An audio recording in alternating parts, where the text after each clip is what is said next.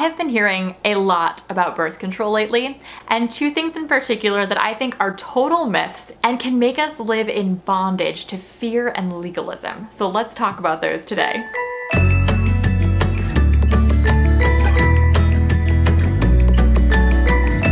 Hey girls, Tiffany Dawn here, and so many of you have been asking what I think about birth control. And let me just put it out there at the beginning, James and I, we use birth control, and our daughter Natalie was planned. As much as you can plan something like this, because you can't plan everything. So I want to share two myths that I've been hearing a lot lately. So myth number one is that if you're using birth control, you're not trusting God.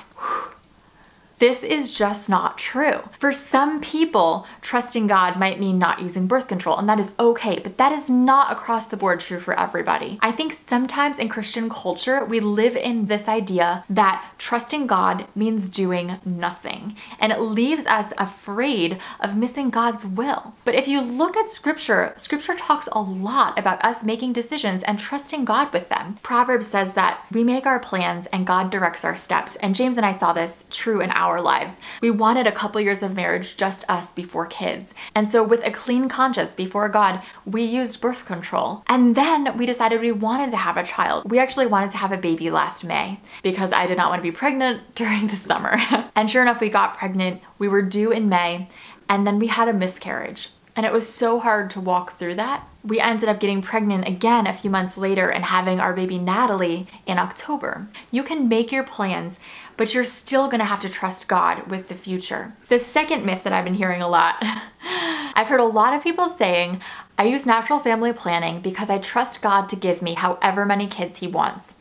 Okay, I just want to clarify something here. There is such a thing as doing no birth control and just seeing what happens. And if that is your conviction, then go for that. And I fully support you in that. But that is not what natural family planning is. The way they teach NFP is you use this method to figure out what days of the month you're fertile and able to get pregnant and what days you're not fertile and not able to get pregnant, like the chances are super low. And then you have sex accordingly. So if you want a child, you have sex on your fertile days. And if you don't want to get pregnant, you have sex on your non-fertile days. I tell you all this because I want you to be free. When I've heard people talking about this, it sounds like they're saying if you use NFP, you trust God. If you're just seeing what happens, you trust God. But if you're trying to plan, you're not trusting God. And I just want you to be free from that idea because that is just a myth.